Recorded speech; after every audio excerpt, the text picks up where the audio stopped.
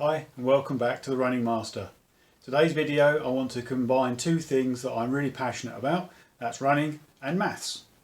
I'm going to show you today how to calculate a whole bunch of information about your running from just two simple bits of running data. And then afterwards I'll tell you why these two bits of data are so important to your running. There's a spreadsheet that I'm going to demo and I'll make it available and I'll tell you at the end how you can get hold of it. So if you find this useful, don't forget to subscribe. If you're on a mobile, down below, or if not, in the corner, you can click on that and hit the subscribe button. Remember, it's totally free. So here's a short break and then we'll get straight into it.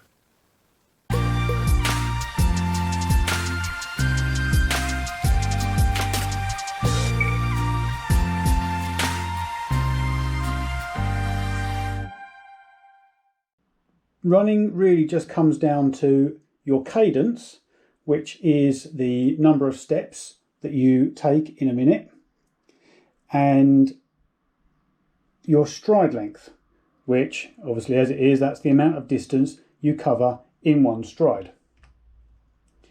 Now that will totally define your running pace and ultimately your race time. So the average steps you take every minute and your average stride length across a certain distance will define your running pace and your race time. Now from these two metrics we can then work out your speed, your time and your pace. So as a for instance, if I say that the cadence is going to be 160 steps per minute and the stride length for each step you take is 1.25 meters. So your speed will be 200 meters every minute or 3.33 meters every second. The time will mean is how many seconds it takes you to run either a mile or run a kilometre. So we can easily calculate these numbers from just your cadence and your stride length. And then finally from that, it's quite simple to then calculate your pace. So in this instance, if you did 160 steps per minute at a stride length of 1.25 meters, you would run at a pace of 8 minutes and 3 seconds per mile or 5 minutes per kilometre. So that's quite straightforward. Now what does this actually mean? So this shows that we're running at a 5 minute per kilometre or 8 minutes and 3 seconds per mile. But not everybody runs in the same way. You can have different cadences and different stride lengths. So let's say you're running alongside somebody and you are neck and neck, you are running at exactly the same pace every single mile. Well, it may be that you both have exactly the same cadence and you have exactly the same stride length, but it's not necessary. So what you could do is you could say that the person you're running with has a cadence of 125 steps per minute, but has a longer stride length of 1.60 meters, where you can see the pace that they're running at is still 8 minutes and 3 seconds per mile or 5 minutes per kilometre. So anybody that's running at the same pace as you will have a variation on their cadence and their stride length. And you probably see this if you've seen anyone else running. You'll see the people that are shuffling along, and they're the people that will have a shorter stride length, but they will probably have a higher cadence, so they're taking more steps every minute but shorter steps, versus those that you might see that are more bouncy or bounding kind of runners. They have a longer stride length but their cadence will be shorter. If they're running at the same pace, they're obviously going to have a variation on that cadence and that stride length. So what can we do with this information? Well, we can now work out some of our race times. So at a 5 minute per kilometre, a 5k is naturally going to be 25 minutes. A 10k will be 50 minutes.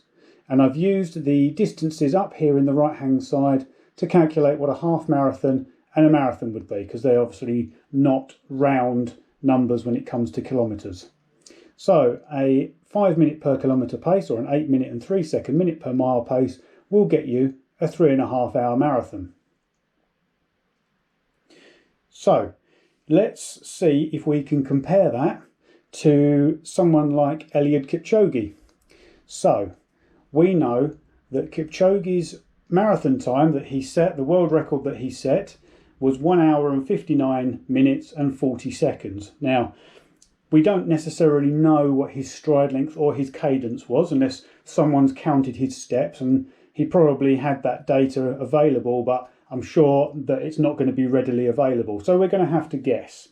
So I'm going to assume that his cadence was 185 steps per minute, and his stride length is about 1 meter 91. So we can see there that the marathon time gets updated to 1 hour 59 and 25 seconds. Now, his stride length is probably ever so slightly longer, to like points of a millimetre, but obviously this is only an approximation. So it gets us within 15 seconds of his actual time. But I wanted to put those numbers in just to give you an idea of scale. So his cadence is about 185, his stride length 1 meter 91. He might have had a slightly faster cadence and a slightly shorter stride length. We just don't know. It's impossible to understand that without actually analysing it and getting access to his data. 185 steps per minute, or 180 actually, is what's regarded as the optimal cadence for a runner who is looking to do distance. So that gives you a sense of scale in terms of if you're a 160 step per minute person, if you've got a cadence of 160, then actually you're kind of in the ballpark. You might want to look to be upping it a bit, but it's round about where you are, so where you need to be. So actually that's quite good.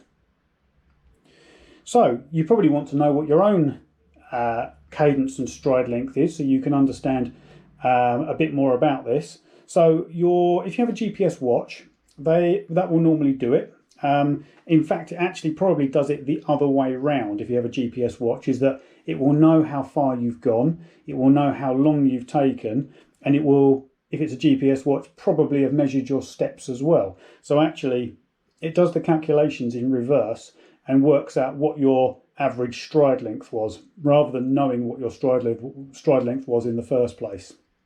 Some watches, though, do actually ask you to input your stride length. So it does actually, they do say, can you put your stride length in so that it can get a better accuracy on the calculation that it's working out for you in terms of your pace and your time. So if you want to work out what your cadence and your stride length is and you don't have a GPS watch, what I would suggest is trying to get to a running track if you can. Go around that track 400 metres. You will need a pedometer, or you can count your steps. If you can go more than 400 metres, it will give you a greater sense of accuracy.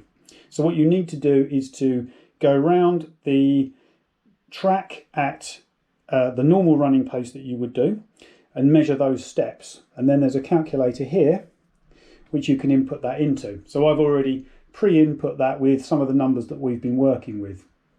So we can see here that if you covered 4 laps of the track, of a 400 metre track, you would have run 1,600 metres, just short of a mile. And let's assume that that took you 1,000 steps to cover that distance, and it took you 8 minutes and 3 seconds. So your cadence is 124 and your stride length of 1 meter 60. So we can see then that if we were to type those into here, a cadence of 124 and a stride length of 1.6, we can see there that actually your pace was 8 minutes and 7 seconds per mile. Although it took you 8 minutes and 3 seconds, 1,600 metres isn't quite a full mile. So this gives you an idea of your cadence and your stride length. The final thing I want to show you is this race time calculator.